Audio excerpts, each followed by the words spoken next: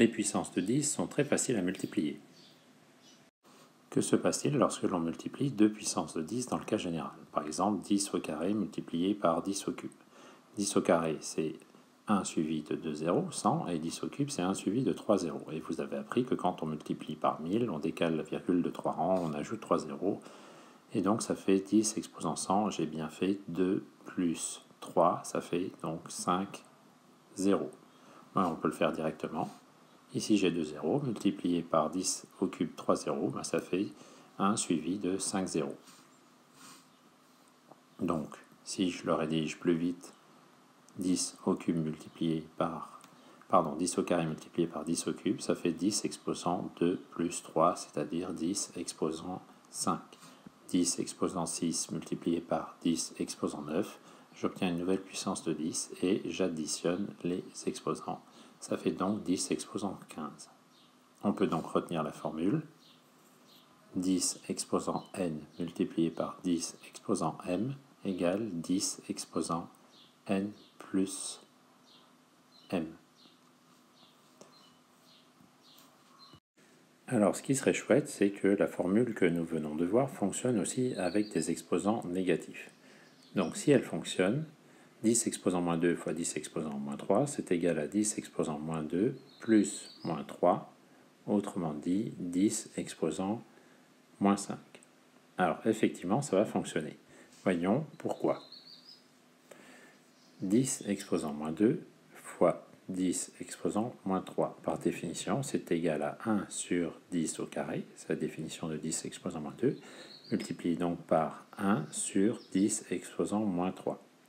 J'applique la règle de multiplication des fractions. Quand je multiplie deux fractions, j'obtiens une nouvelle fraction. Je multiplie les numérateurs, je multiplie les dénominateurs. Et maintenant, je fais le calcul. 1 fois 1, ça fait 1. Et 10 au carré fois 10 au cube, c'est égal à 10 exposants. Et j'additionne les exposants, 2 plus 3.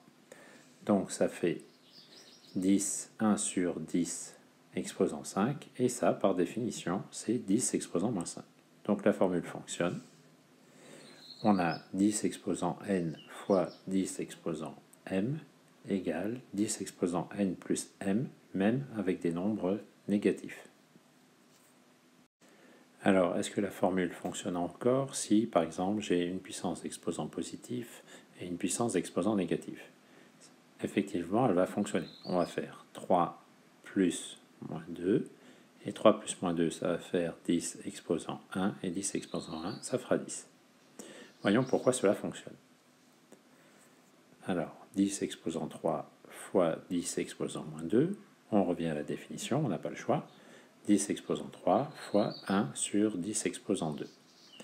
Donc, je transforme en fraction, je multiplie deux fractions, j'obtiens donc une nouvelle fraction où je multiplie les numérateurs entre eux et les dénominateurs entre eux, donc ça fait 10 au carré.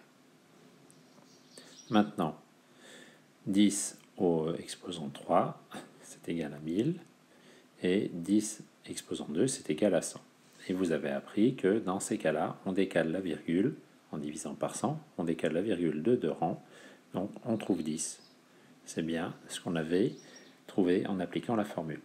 Donc on admet que quel que soit le signe de m et quel que soit le signe de n, quand je multiplie les deux puissances de 10, j'obtiens une nouvelle puissance de 10 où j'additionne les exposants. Que ces exposants soient positifs ou négatifs, ça ne change rien. Je fais une addition. Donc ça, on l'admet, parce qu'on n'a pas fait une démonstration, on a juste constaté que ça fonctionnait sur un cas. Et voilà, c'est fini.